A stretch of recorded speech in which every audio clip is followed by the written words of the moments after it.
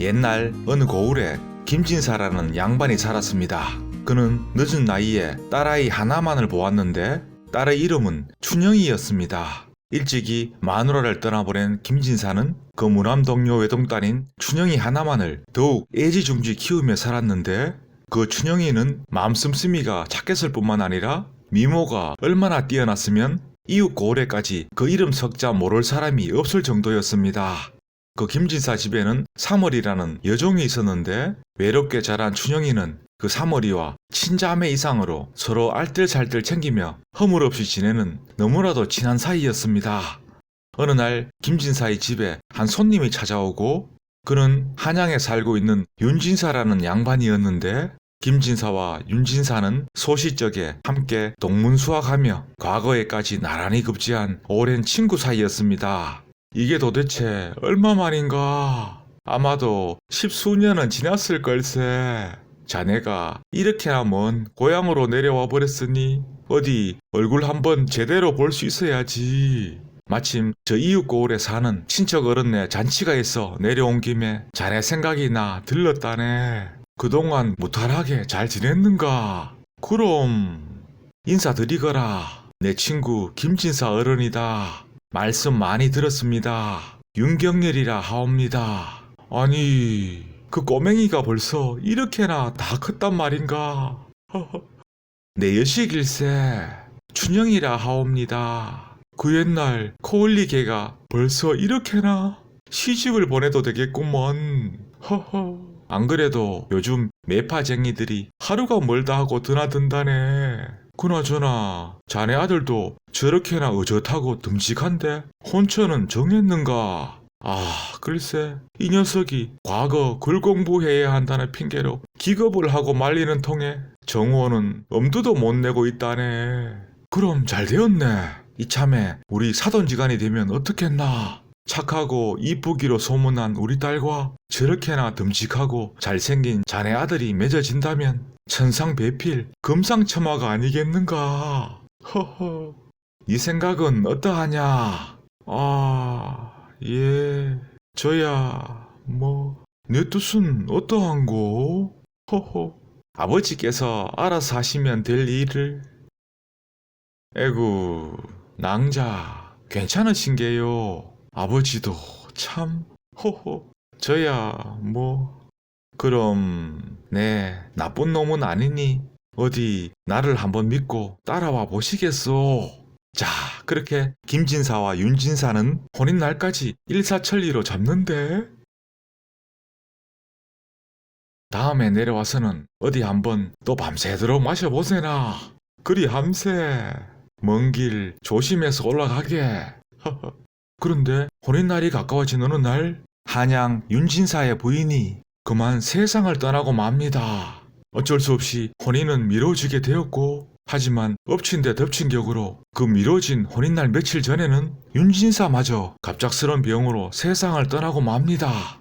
그러하니 춘형과 윤경렬의 혼인은 기약도 없이 다시 미뤄지게 되었고 그즈음 김진사가 살고 있던 고을을 관할하는 이웃 고을의 사또가 자기 부인을 잃고 마는데 그 사또 성격이 얼마나 포악하고 못됐는지 툭하면 말도 안 되는 트집을 잡거나 누명을 뒤집어 씌워서는 고을 백성들을 괴롭히고 곡식들까지 약탈하기 일쑤였습니다. 간신배 아전들조차 모두 한통속이었는데 저 아래 고을 김진사네 여식이 그리도 곱고 착하다 소문이 자자하니 그 여식을 후초로 들임이 어떠한지요. 나도 그 소문을 익히 들어 알고 있는 바 그래 어디 잘 한번 성사시켜 보시오. 제 여식은 이미 혼처가 정해진 몸입니다. 안 되겠구먼. 예전에 썼던 그 방법으로 뺏어올 수밖에. 그대는 나라에 바치는 세금인 공납을 몰래 빼돌렸다. 당장 이자를 하옥토록 하라. 예? 무슨 그런 말도 안 되는. 자, 그렇게 김진사는 어이없게도 옥에 갇히는 신세가 되고 맙니다. 자네가 사또 나리의 후초로 들어가기만 하면 일이 저절로 해결된다네.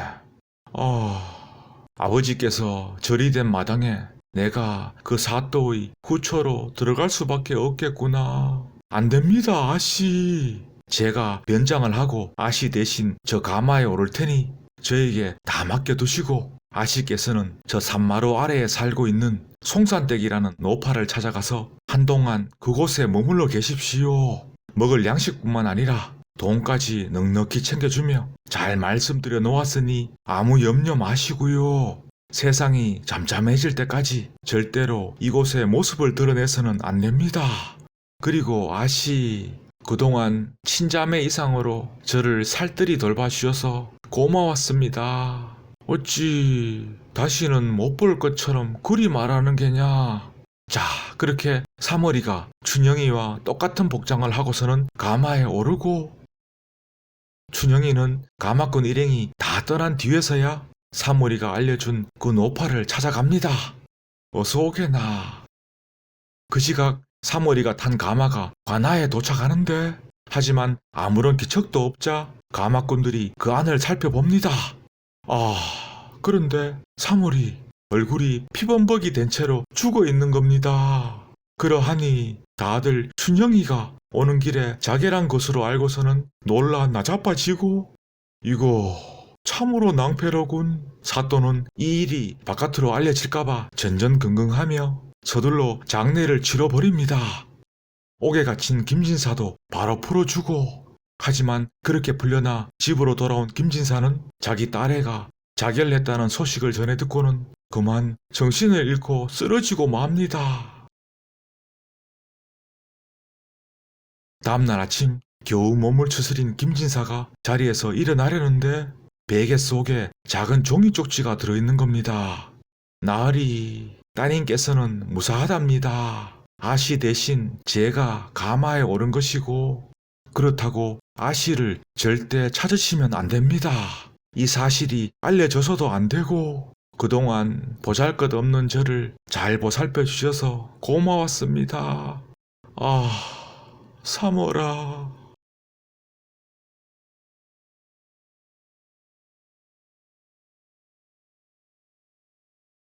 지금 저 남쪽의 한 지방에서는 탄간오리들의 행포가 날로 심해지고 있다 전해 들었노라.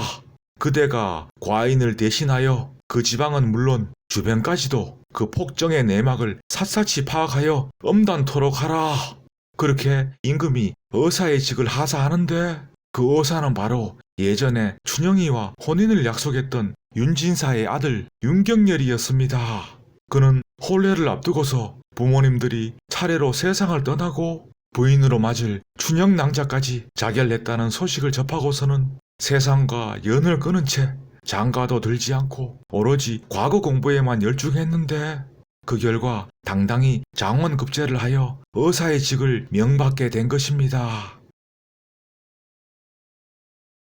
그동안 찾아뵙지 못해 송구하옵니다. 따님까지도 그렇게 황망히 이르셨는데, 그래, 그동안 어찌 지내고 있었는가? 자네만 알고 있게나 우리 춘영이는 살아있다네. 예? 어디에 사는지조차 알지 못하지만 살아있는 것만은 분명하다네. 그리고는 김진사가 그 자초지종을 소상히 말해줍니다. 윤경열은 그 즉시 어사 출두를 하는데, 무고한 백성들을 도륙하고 폭정으로 피고름을 짜낸 죄인을 지금 즉시 봉고 파직하노라. 당장 이자를 가명으로 압송토록 하라. 그리고 자네는 이 방을 골 곳곳에 붙여주게나. 나 윤경열이 춘영이라는 낭자를 애타게 찾고 있소. 골 사또는 봉고 파직되었으니 춘영 낭자는 이 방을 보는 즉시 집으로 돌아오시오. 아이고, 속이 다 시원하네 그려. 그 사또 놈팡이가 글쎄 목이 잘렸다더구만. 예? 그리고 윤경열이라는 사람이 자네를 찾고 있다던데.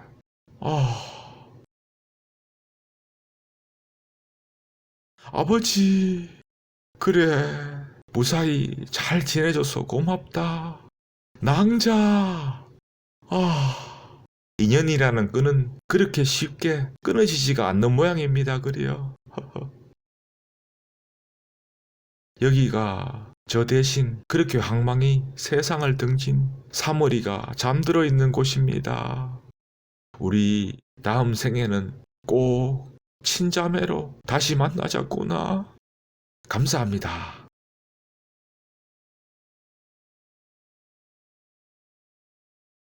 옛날에 허풍을 잘 뜨는 보침 장수 세 사람이 한양의 한 주막에 묵게 되었는데 각자 자기 고장의 자랑거리를 얘기합니다. 우리 함경도에는 백두산이 들어가서 목욕할 만큼 큰 물통이 있다네. 아마도 이 세상에서 그보다 더 큰 물통은 없을 걸세. 만약 아니라면 내 돈 100냥을 걸겠네. 허허. 우리 평안도에는 백두산 같은 산을 한 꼬챙이에 3-4개씩 묶어서 굽는 큰 화로가 있다네. 그까짓 산 하나쯤 목욕할 수 있는 물통보다는 몇 값절이나 크지 않겠는가. 만약 아니라면 내 돈 200냥을 걸겠네. 그러자 남은 한 사람도 지지 않으려고 한참을 무언가 생각하더니 말합니다. 자네들 고장에 있는 것도 어지간하지만 우리 전라도에는 백두산같이 큰 산이 한 10이나 빙 둘러서도 닿지 못할 만큼 굵은 대나무가 있는데 하늘을 뚫고 뻗쳐 올라가 있으니 한 번도 그 끝과 속을 본 사람이 없다네. 한번 가볼 텐가? 만약 아니라면 내 돈 300냥을 걸겠네. 그러자 함경도 평안도의 두 사람 눈짓을 주고받더니 그거 참 볼만하겠는데? 대나무가 하늘을 뚫고 올라가 있다니 더군다나 300냥이나. 안 그래도 우린 물건 팔러 전라도로 내려가 봐야 하는데 잘 되었네. 그게 정말이라면 우리가 자네에게 300냥을 줌세. 자, 어서 가봄세라. 어? 그리하여 세 사람은 전라도로 향하는데 전라도 사람은 그야말로 속이 바짝 타 들어갑니다. 이거 낭패로군. 진짜 따라 나설 줄은. 드디어 전라도 인근의 한 주막집에 도착하고 이제 내일이면 우리가 돈 300냥을 잃든지 자네가 벌든지 하겠구먼. 전라도 사람 이러다가는 정말 돈 300냥을 날릴 판입니다. 답답한 마음에 밖으로 나와보는데 한 스님이 탁발을 오는 겁니다. 스님께서 머무시는 남자가 혹여 전라도에 있는가요? 그렇소마는. 그러자 그 전라도 사람이 자초지정을 이야기합니다. 이를 어찌하면 좋습니까? 졸지에 돈 300냥을 잃게 생겼으니 이런 아둔한 사람 어찌 그런 말도 안 되는 허풍을 떨었단 말인가. 그 사람들 지금 어디 있나? 내가 전라도에 있다는 그 대나무의 주인이요. 예? 아니 그럼 정말로? 아니지. 우리 눈으로 직접 보고 확인하기 전에는 내일 함께 가봅시다. 허허. 이제 그 대나무는 여기에 없소이다. 예? 오늘 아침 일찍 그 대나무를 사려는 이가 있어 팔았소이다. 예? 그리 큰 대나무를 누가? 나도 처음에는 긴가민가 했는데 들어보니 함경도에서 온 사람이더이다. 백두산이 목욕할 만큼 큰 물통이 있는데 그 통에 태가 낡아서 새 거로 바꾼다 합디다. 예? 그럴 리가. 그러면 어디 그 남은 가지라도 한번 봐야겠소. 그 가지는 함께 온 평안도 사람이 사갔는데 뭐라더라. 백두산을 3-4개씩 묶어서도 구울 수 있는 큰 화로가 있는데 거기에 구울 산적을 꽂을 꼬챙이로 쓰고자 한답디다. 예? 감사합니다. 옛날 한양에 어릴 적부터 친구 사이인 두 사람이 살고 있었습니다. 한 사람은 약초를 캐서 장에 내다 파는 일을 하고 있었으며 다른 이는 장터에서 비단을 파는 비단 장수였습니다. 어느 날 그 비단 장수가 약초꾼인 친구에게 말합니다. 내가 이번에 명나라에서 비단을 크게 들여올 생각이네. 궁에 넣을 연줄도 생기고 무엇보다 이번에 평안감사로 새로 부임한 대감과는 오랫동안 친분을 쌓아온 터라 평안도 지방에 손쉽게 비단을 댈 방도가 생겼다네. 하지만 돈이 문제인데 살고 있는 집과 전답을 저당 잡히고 주변에서 다 끌어모아 보아도 아직 한 500냥 정도가 부족한데 자네가 그 돈 좀 채워줄 수 있겠나? 하루하루 먹고 살기 바쁜 내가 그리 큰 돈을 어찌... 이거 참 낭패로군. 집에 모아둔 돈이 얼마나 돼요? 이번에 갯돈도 타고 하면 한 200냥 정도는 될 거예요. 그 돈 내가 좀 쓰리다. 예? 빚도 갚아야 하고 무엇보다 딸의 혼수 준비가 급한데 아직 시간이 좀 남아있지 않소. 내 금방 돌려주리다. 자, 여기 200냥은 조금 넘을 걸세. 이거라도 보태서 쓰도록 하게. 허허, 고맙구먼. 이번 일만 잘 성사되면 이자를 넉넉히 쳐서 돌려주겠네. 그로부터 몇 달이 지난 어느 날 약초꾼 친구가 장터에서 약초를 대주고 받은 몇 달치의 돈을 들고 돌아서려는데 글쎄 비단 장수 박가가 어젯밤에 쓰러져서는 그대로 황천길로 떠났다더구만. 놀라 자빠지는 약초꾼 곧장 그 비단 장수 친구네 집으로 달려가는데 당신도 이 집에서 돈 받을 게 있어. 다 글렀으니 얼른 들어가서 쓸만한 물건들이나 챙겨 나오쇼. 이제 남은 것도 별로 없더이다. 아니 이게 어찌된 영문인가. 어르신 오셨습니까? 돈을 가지고 명나라로 들어간 상단 일행이 몇 달째 강간무소식입니다. 그 일로 애를 태우시던 아버님이 그만 어젯밤에 쓰러지시고 이런 그래 장례치를 여력은 되는가? 이 집과 전담 모두 다 넘어가게 생겼고 어찌해야 할지 그저 막막할 따름입니다. 잠시 망설이던 약초꾼 약초를 팔아 받아온 돈을 꺼내놓는데 한 20냥은 될 걸세. 아니 어르신께서도 아버님께 돈을 대주셨다던데 이제 와서 어찌하겠는가. 우선 장례라도 무사히 치러야지. 고맙습니다.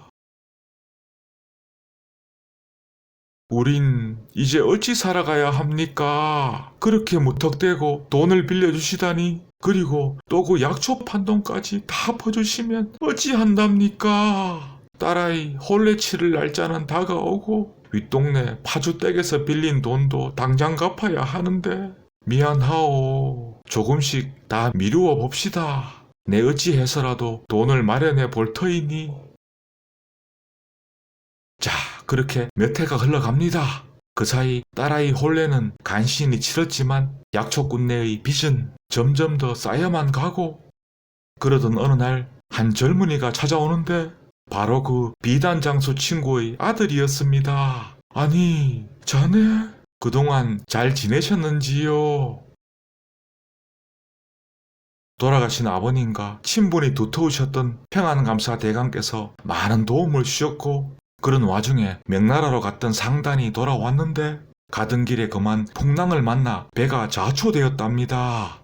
그리하여 소식도 끊기고 몇 달간을 외딴 섬에 고립되었다가 겨우 살아 돌아왔는데 덕분에 좋은 비단도 들여올 수 있었고, 저는 그 길로 곧장 평안도로 달려가 그곳에 머물며 비단을 팔았습니다. 이제 어느 정도 돈도 넉넉히 모아졌고 선친께서 여러 곳에서 빌린 그 빚을 다 갚을 여력도 생겼기에 염치 없지만 이제서야 찾아뵙게 되었습니다. 허허, 고생 많았네. 자, 여기 1000냥이옵니다. 선친께서 마지막으로 남긴 말씀이 그 친구의 돈은 반드시 몇 갑절로 되갚아야 하는데 이런. 그리고 저희 상단에서 좋은 비단을 어르신께만 대어드릴 테니 이곳 한양에서 크게 비단 장사를 해보시는 게 어떠한지요? 내가 뭐 그런 수완이 있겠는가? 허허, 수십 년간 약초를 팔아오신 그 수완이라면 충분하실 겁니다. 자, 그렇게 약초꾼은 비단 장사를 시작하게 되는데 때마침 비단 값이 치솟고 여러 해가 지나니 장안에서도 몇 손가락 안에 꼽히는 갑부가 되었다 합니다. 참, 세상 삶이 희한하지요. 감사합니다. 당신 사람 보는 눈이 각별하다는 것을 내 익히 알고 있었답니다. 허허, 그리도 모질게 돈을 빌려주고 또 그 약초 판돈까지 다 퍼줬다고 나를 나무랄 때는 언제고. 허허. 옛날 어느 고을에 조상 대대로 물려받은 재산이 좀 있어서 평생을 놀고 먹는 건달 부부가 살았습니다. 둘 다 술은 또 어찌 그리도 좋아하든지 하루가 멀다 하고 함께 술을 마십니다. 하지만 그렇게 일도 안 하고 술만 마시다 보니 집안 가세는 점점 쪼그라들고 어느 날 남편이 말합니다. 이대로 가다가는 빈털터리가 되는 게 불보듯 뻔하오. 우리 둘 다 술을 좋아하니 술 장사를 시작해보는 게 어떻소? 술도 실컷 마실 수 있고 돈도 벌 수 있으니 그거 좋은 생각이네요. 며칠 뒤 항아리 한가득 술을 빚어서는 장에 내다 팔기 위해 길을 나섭니다. 술 파는 동안만은 우리 둘 다 절대로 공으로나 외상으로라도 술을 먹을 수 없다 약조합시다. 아무렴 그래야지. 부부는 그렇게 철석같이 다짐을 하고서는 길을 재촉합니다. 장터에 도착하기 전 마지막 가파른 고갯길을 넘어가고 있었는데 무거운 술독을 짊어지고 가려다 보니 남편 숨이 턱까지 차오릅니다. 술 한 모금만 마셨으면 좋겠다는 생각이 간절했지만 아내와 약속한 바도 있고 해서 차마 말을 꺼내지 못하고 있었는데 주머니를 뒤져보니 엽전 한 푼이 나오는 겁니다. 옳거니 됐다 싶어 돈을 내면 나도 이 술을 먹을 수 있잖소. 그야 뭐 돈만 낸다면야. 그러자 남편 얼른 엽전 한 푼을 아내에게 건네며 자 이걸로 한 잔만 주시오. 그렇게 술 한 잔을 시원하게 마시는데 이를 본 부인 안 그래도 목이 마른 터라 술 한 모금이 간절해집니다. 나도 돈만 내면 먹을 수 있겠지요? 아무렴 돈을 낸다면야. 그러자 부인 방금 받은 엽전 한 푼을 남편에게 건네주며 자 나도 이걸로 한 잔만 먹겠어요. 잠시 후 남편이 그 받은 엽전 한 푼을 다시 부인에게 건네며 이걸로 한 잔만 더 마셔야겠소. 그럼 저도 한 잔만 더. 자 그렇게 부부는 고갯길 산마루에 앉아 주거니 받거니 가져간 술독을 깨끗이 비우고 말았답니다. 에구 저 건달 부부 앞으로 세상을 어찌 살아갈지. 감사합니다. 옛날 나라에 경사스러운 일이 생겨 궁에서 큰 잔치가 열리고 있었습니다. 오늘같이 좋은 날을 맞이하여 내 특별히 재미난 문제 하나를 낼 터이니 그것을 푸는 자가 있으면 지위고하를 막론하고 큰 상을 내릴 것이다. 타고 남은 재로 새끼줄을 꼬아 항아리 하나를 묶어 와야 하는데 기한은 딱 3일이다. 타고 남은 재로 새끼줄을 꼬다니 그게 말이 되는 소리요. 그러게나 말입니다. 그렇게 시간은 흘러가는데 아무도 그 문제를 푸는 리가 없었습니다. 이제 내일이면 그 기한이 다 끝나는구나. 과연 그 얼토당토 아니한 문제를 풀 자가 나타날는지. 그렇게 한 젊은 신하가 껄껄 웃으며 궁궐을 나서 밤늦게 집으로 돌아가고 있었는데 어느 장터 앞 평상에서 한 아이가 글을 읽고 있는 모습이 눈에 들어옵니다. 어찌하여 인정이 가까워지는데도 집으로 돌아가지 않고 이곳에 있는 게냐. 저희 집은 밤에 불을 밝혀도 너무 어두워. 그래도 이곳은 늦은 시각까지 대낮처럼 밝은 곳이라 글 한 줄이라도 더 읽을 수 있답니다. 그 녀석 참. 그래 사는 집은 어디인고? 저기 대궐 같은 집 보이시죠? 그곳이냐? 그랬으면 얼마나 좋겠습니까? 진사 양반이셨던 아버지가 돌아가시기 전만 해도 저런 대궐 같은 집에서 호의호식하며 잘 살았는데 지금은 쫄딱 망해서 얼마 전 저 집 뒤편의 한 허름한 초가집으로 이사와 홀어머니와 함께 살고 있습니다. 제가 열심히 글을 읽어 과거에도 급제하고 집안도 다시 일으켜 세워야 한답니다. 그나저나 나리 지금 궁에서는 임금께서 낸 문제를 다들 풀지 못하고 있다면서요. 그 소식을 전해 들었느냐? 재로 새끼줄을 꼬아 항아리를 묶는 거 그게 뭐 어렵다고 다들 곤란해 하는지. 뭐라? 그 방법을 알고 있느냐? 한번 말해보거라. 어디 맨입으로 되겠나요? 그래 원하는 게 뭐냐? 나중에 소고기나 실컷 사주십시오. 예전에는 하루가 멀다 하고 고기를 먹었는데 지금은 구경조차 할 수 없으니. 그래 알았으니 말해보거라. 간단합니다요. 먼저 새끼줄을 꼬아 항아리를 동여맨 다음 그 새끼줄을 태우는 겁니다. 그러면 서서히 새끼줄이 재로 변할 텐데 순간 타고 남은 재가 잠시나마 그 항아리를 묶고 있는 것이 되는 거죠. 그런 방법이.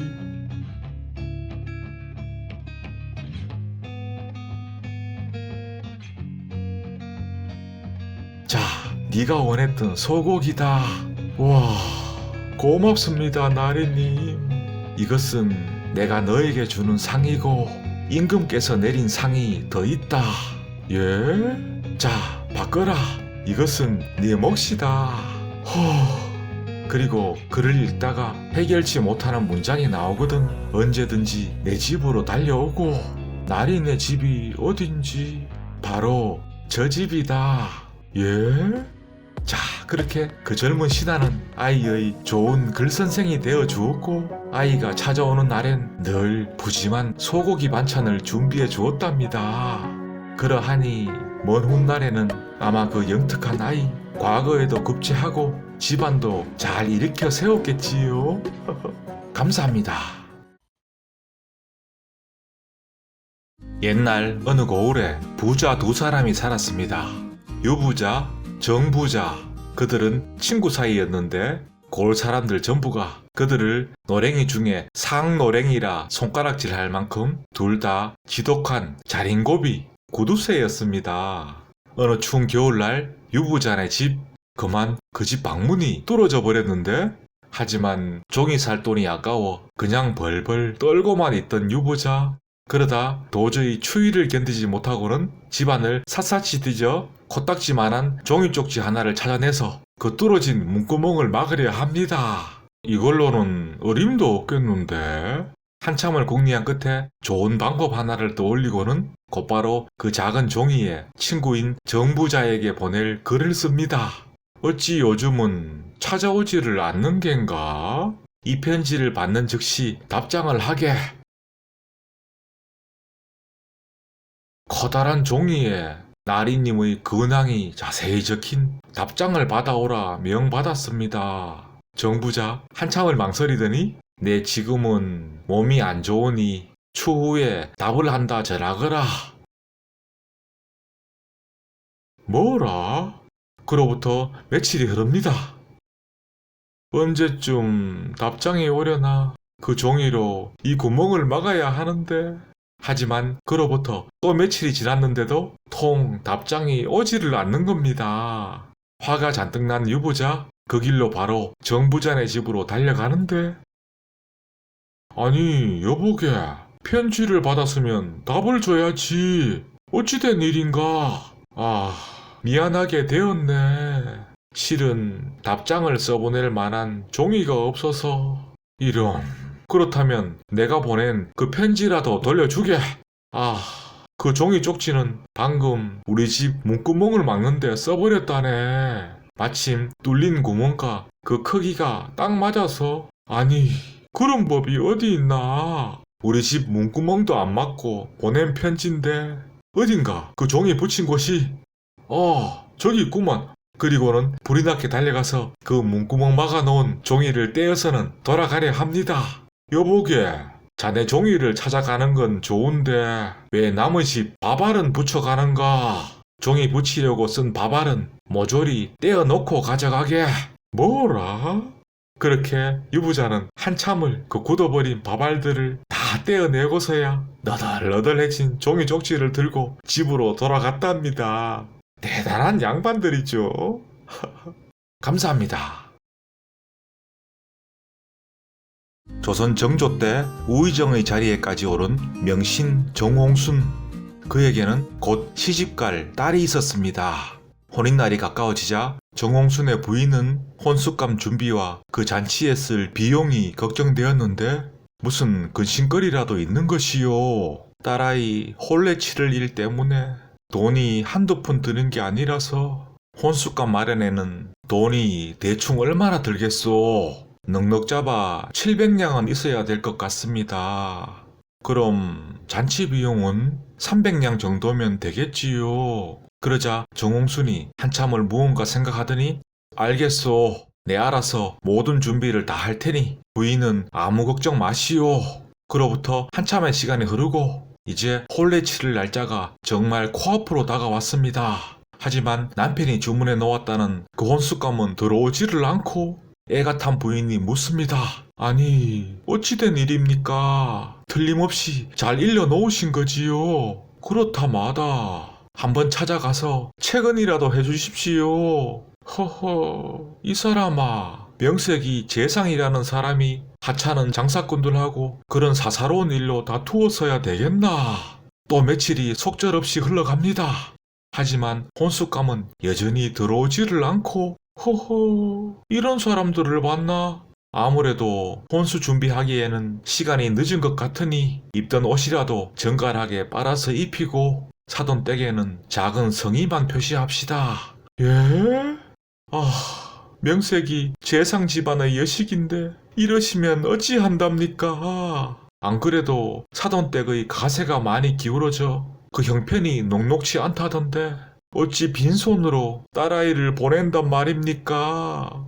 사정이 이리 되었는데 이제 와서 어찌하겠소? 드디어 혼인날 아침. 하지만 이번에는 잔치에 쓸 술과 고기 등 그 음식과 물건들이 하나도 들어오지를 않는 겁니다. 부인이 어찌할 바를 몰라 허둥대자 상인들에게 잘 챙겨오라 시켰는데 아마도 잊은 모양이요. 그렇다고 내 체면에 그 같은 일로 싸울 수도 없는 노릇이니 집에 있는 음식으로라도 간단히 치릅시다. 예? 어쨌든 그리해서 옹색하기 이를 데 없는 혼례가 치러졌고, 하지만 잔치도 혼수감도 뭐 하나 제대로 된 것이 없었기에 그 사위는 마음이 많이 상해 그날 이후로 아예 처가에 발길을 끊고 살았습니다. 그로부터 몇 해가 지난 어느 날 딸아이 서신을 받았는데 사돈댁 형편이 말이 아니랍니다. 이를 어찌하면 좋습니까? 고생할 딸의 생각에 잠도 오지 않고 다음날 정홍순이 답신을 보내 사위와 딸애를 곧바로 자기 집으로 오게 하는데 어찌 그동안 발길 한번 주지 않았는가? 설마 혼인날의 서운함을 아직도 간직하고 있는 겐가? 아니, 그게 아니라 나를 따라오게. 그리고는 새로 지은 말끔한 집으로 그 사위와 딸을 데려가는데 여기가 장차 너희가 살 집이다. 예? 내 지난날 너희 혼례에 쓰일 그 비용을 물으니 자그마치 1000냥이나 든다 하더구나. 그래서 그 헛된 낭비를 왜 하나 싶어 혼례는 간소하게 치르고 그 절약된 비용을 이용하여 지금까지 돈을 늘려왔다. 이제 그 1000냥이 늘고 늘어 이 집을 짓고 주변에 전답도 사두었으니 이만하면 너희가 살아갈 준비는 얼추 될 게다. 그제서야 사위와 딸은 정홍순의 깊은 속마음을 깨닫고 감격해 마지 않았다 합니다. 감사합니다. 옛날 어느 고을에 마음씨 고운 노부부가 살고 있었습니다. 남편이 산에 가서 나무를 해다 판 돈으로 근근히 살아가는 형편이라 살림은 비록 가난했지만 노부부는 그저 모든 일에 감사하며 불평불만 없이 오손도손 잘 지내고 있었습니다. 다만 걱정이 하나 있었다면 남편의 몸은 점점 쇠약해져만 가는데 슬하에 자식이 없어 어디에도 의탁할 곳이 없다는 거. 우리에게 아들 하나만 있었어도 얼마나 좋았을꼬. 내가 이렇게 기운이 점점 쇠약해지니 장차 마누라는 누가 먹여 살린단 말인가. 밤새도록 끙끙 앓고 열도 많이 나던데 오늘은 그냥 쉬시지요. 허허, 그리 할 수가 있나. 조금이라도 움직일 수 있을 때 부지런히 나무를 해와야지. 에구, 영감의 흰머리가 점점 늘어만 가는구려. 다 내 탓입니다. 자식 하나를 낳지 못해서. 그게 어찌 당신 탓이요. 내가 못나서지. 자, 여기 주먹밥이라도 잘 챙겨 드셔야 합니다. 그렇게 남편은 나무를 하러 또 집을 나서는데 바로 옆집 대문 앞에서 한바탕 소란이 벌어지고 있는 겁니다. 그 집에는 욕심 많은 부자 양반이 살고 있었는데 그 양반 역시 자식도 없는 데다 부인마저 일찍 세상을 떠나서 그저 혼자서 쓸쓸히 지내고 있었습니다. 더군다나 일가 친척이라고는 아무도 없었고 몇 번이나 새로이 부인을 들이려 했지만 그 양반 성격이 얼마나 고약하고 심술궂었던지 돈을 아무리 많이 준다 해도 모두들 고개를 절레절레 흔들며 사양하기 일쑤였습니다. 그리하여 기생집을 전전하며 하루하루를 방탕하게 보내고 있었으며 물려받은 많은 재산으로는 고을 사람들을 상대로 고리의 돈놀이나 하였는데 얼마나 못됐는지 다른 사람들 인정사정 봐주는 법이 절대 없었습니다. 집에 먹을 양식이 다 떨어져 애 먹일 젖도 나오지 않는답니다. 돈 갚을 기한을 조금만 미루어 주시면 꼭 이자까지 잘 챙겨 갚도록 하겠습니다. 지금 무슨 소리를 하는 겐가? 잔말 말고 내일까지는 돈을 마련해 와야 할 것이야. 아니면 자네 집을 다 넘겨버릴 테니. 나으리, 제발. 웬만하면 그 기한 조금 미루어 주시지요. 애 먹일 젖도 안 나온다는데. 자네는 상관 말고. 자, 이 주먹밥으로라도 허기를 달래시구려. 고맙습니다. 다시 남편은 깊은 산속으로 가서 나무를 하는데 안 그래도 열이 나는 등 몸이 많이 안 좋은 상태에서 주먹밥마저도 다 주고 오느라 아무것도 먹지를 못하다 보니 그야말로 쓰러지기 일보 직전이었습니다. 가져온 물은 허기를 달래느라 진작에 다 마셔버렸고 하루 종일 나무하느라 다시 목은 너무나 말라오는데 주변에는 눈을 씻고 찾아봐도 물이 있을 만한 곳이 없었습니다. 그런데 순간 한 100발의 노인이 지팡이를 짚고 지나가는데 혹여 이곳에 사시는지요? 근처에 어디 물릉덩이가 있는 곳을 아시는지?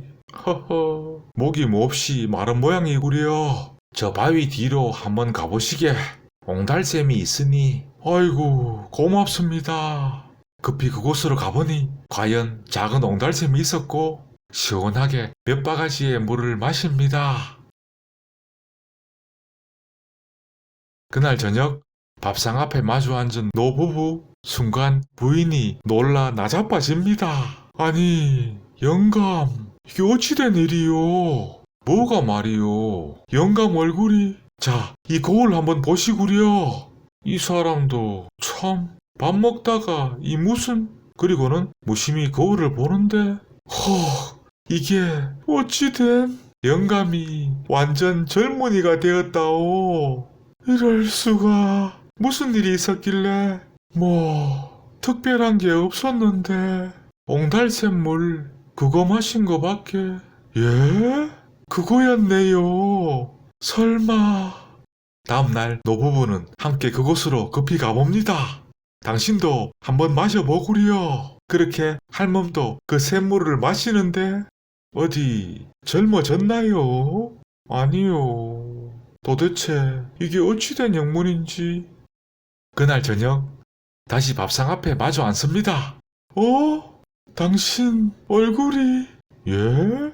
무슨. 그제서야 거울을 보고서는 그대로 까무라쳐 버립니다. 다음날 그 신기한 소문을 듣자마자 옆집에 사는 부자 양반이 급히 달려오는데 이게 어찌된. 자초지종을 듣고는 어딘가 그곳이. 그리고 자, 이 돈 받고 아무한테도 말하면 안 되래.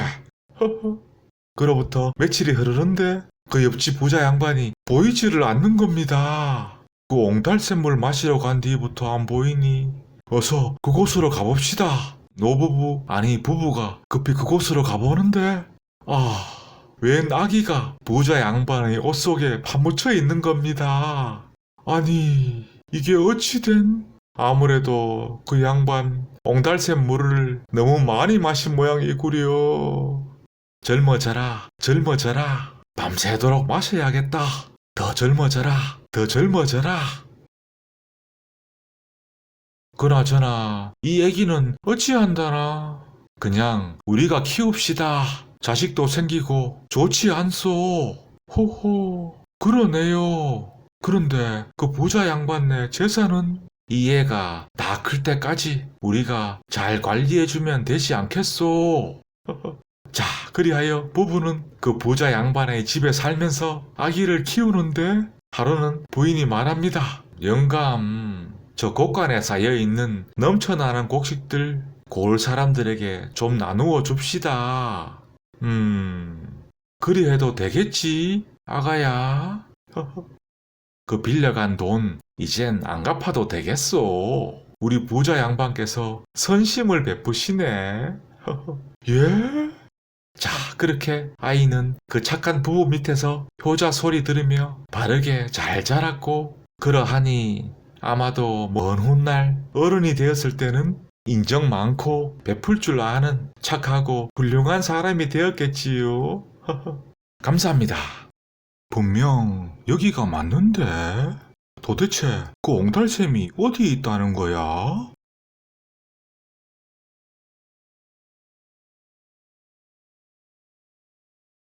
옛날 어느 고을에 네 사람의 친구가 살았는데 어느 해 그들은 목화 장사를 해보기로 의기투합하게 됩니다. 그리하여 네 사람은 돈을 똑같이 투자하여 목화값이 쌀 때 많은 목화를 사들입니다. 이제 목화값이 오르기만을 기다려야겠구만. 우리 모두 부자 될 날이 얼마 남지 않았네 그려. 그런데 어느 날 한 가지 큰 문제가 발생합니다. 그 목화를 보관하는 곳간에 쥐가 너무 많아서 그 쥐들이 밤만 되면 여기저기 돌아다니며 오줌을 싸고 목화를 다 갉아먹고 해심어 놓았던 것입니다. 이대로 그냥 뒀다가는 손해가 막심하겠는데? 고심 끝에 네 사람은 고양이 한 마리를 사와서는 곳간에 풀어놓게 됩니다. 저 고양이를 우리 네 사람이 틈틈이 들여다보며 잘 보살펴 주어야 하는데 이렇게 하면 어떻겠나? 저 고양이의 다리 하나씩을 각자의 몫으로 정하고 그 발을 책임지기로 하는 것이 그래야 더 관심을 가질 게 아닌가. 그거 좋은 생각이구먼. 그럼 자네는 왼쪽 앞발, 자네는 왼쪽 뒷발, 자네는 오른쪽 앞발. 자, 그렇게 네 사람은 그날부터 돌아가며 먹을 것과 물을 챙겨주며 각자 맡은 고양이의 그 다리가 성한가를 잘 살피게 됩니다. 그런데 어느 날 고양이의 왼쪽 앞발에 상처가 나 있는 겁니다. 그것을 본 그 발을 담당하는 목화 장수가 깜짝 놀라서는 다친 발에 약을 바르고 붕대를 감아주는 등 정성껏 치료를 해줍니다.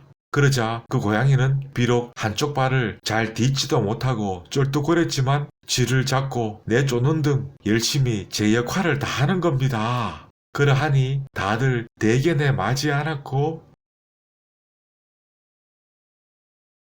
그로부터 며칠 뒤 그 고양이가 따뜻한 아궁이 앞에서 불을 쬐고 있었는데 그만 그 감아놓은 붕대에 불길이 옮겨붙고 맙니다. 놀란 고양이가 이리저리 날뛰는데 급기야는 자기가 머물고 있던 목화가 보관된 곳간으로 달려들어가고, 그러자 금방 불길이 목화 소음에 옮겨붙게 되는데 가엾은 고양이는 그대로 불에 타 죽고 곳간 전체는 삽시간에 불길에 휩싸이게 됩니다. 이를 본 목화장수 네 사람은 그야말로 마른 하늘의 날벼락, 그 손해가 이만저만이 아니었습니다. 이 모든 손해는 그 왼쪽 앞발의 임자인 자네가 물어내야 할 것이야. 뭐라? 난 그냥 그 다친 발을 치료해주고 붕대를 감아줬을 뿐이네. 나도 손해가 막심하거늘 어찌 나에게 이럴 수 있단 말인가. 아무튼 자네가 책임지고 있던 다리를 감싼 그 붕대 때문에 이 같은 사단이 벌어졌으니 자네가 다 물어내게. 그리 할 수는 없네. 한참 동안이나 서로 소리 지르고 싸워도 쉽게 결론은 나지 않고 결국 네 사람은 관하로 달려가게 됩니다. 자초지종 그 내막을 다 들은 사또, 허허, 이 사람들 다들 친구 사이라면서 원만히 잘 해결하지 않고 원만히 잘 해결하다니요. 우리가 입은 손해가 얼마인데 다 저 친구 잘못으로 벌어진 일이니 저 친구가 그 손해를 전부 물어내야 합니다. 허허, 이런 야박한 사람들을 봤나. 그리고는 한참을 무언가 생각하는 사또. 자, 그럼 판결을 내리겠노라. 그 손해는 저자가 아니라 오히려 그대들 세 사람이 물어내야 할 것이야. 예? 예? 고양이, 그 불붙은 다친 발의 임자는 저자이고 나머지 발의 임자는 그대들이라 했느냐. 그러니깐요. 저 친구가 물어내야. 그러니깐 너희들 세 사람이 물어내야 한다. 예? 그 절뚝거리던 잘 딛지도 못하던 앞발로 고양이가 그 곳간으로 달려갔겠느냐? 아니면 그대들이 임자인 나머지 세 발로 그곳으로 갔겠느냐? 구야, 나머지 세 발로. 이제야 알겠느냐? 그 불길이 옮겨 붙은 것은 그대들이 임자인 나머지 세 발 때문이었다. 그러하니 저자가 입은 손해를 그대들 세 사람이 물어줘야 할 것이야. 예? 예? 하하, 참으로 현명한 판결이었죠. 친구라는 작자들이. 에휴, 감사합니다. 여보게, 미안하네. 이번 일은 그냥 우리 네 사람이 각자 손해보는 걸로 그렇게 넘어가세나. 여보게, 여보게, 여보게.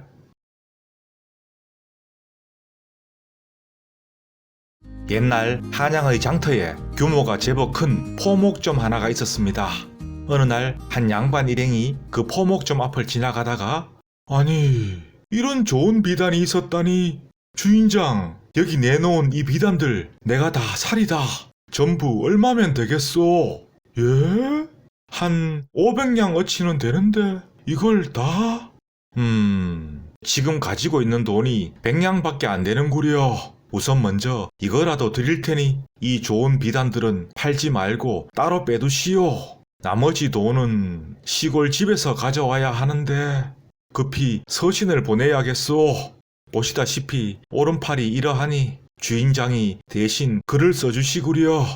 이리 적어주시오. 좋은 비단이 나타나 바로 사드려야 하니 보낸 김서방 편으로 돈 400냥을 내어주라고. 그리고 마지막엔 여기 포목점 주인장 서명도 잊지 마시고. 예, 그리 합죠. 자, 김서방, 지금 바로 말을 달려 집에 다녀오게. 내일 한낮이 되기 전에는 돌아와야 하네. 자, 그렇게 그 양반의 하인이 떠나고 아무래도 오늘 밤은 주인장 집에서 묵어 가야겠소. 그리 하시지요. 그날 밤 포목점 주인은 엄청난 매상을 올려준 그 양반 손님을 극진히 대접합니다. 다음날 한낮 무렵이 되자 그 길 떠났던 하인이 돈을 가지고 돌아오고 자, 여기 나머지 400냥이요. 어서 이 비단들 저 달구지에 옮겨 실읍시다. 주인장은 그저 신이 나 싱글벙글 그 짐을 실어줍니다. 네, 다음에 또 들르리다. 이런 좋은 비단 다시 한가득 구해 놓으시구려. 자, 가세나. 포목점 주인 그 거물급 손님 양반을 정중히 배웅하고 하루 만에 이런 말도 안 되는 큰 매상을 올리다니 내가 복이 터져도 단단히 터졌구나. 그나저나 도대체 무슨 사기친 일이 있었던 거지요? 돈도 다 지불하고 아무 이상이 없었는데. 그날 저녁, 자, 여기 무려 500냥이요.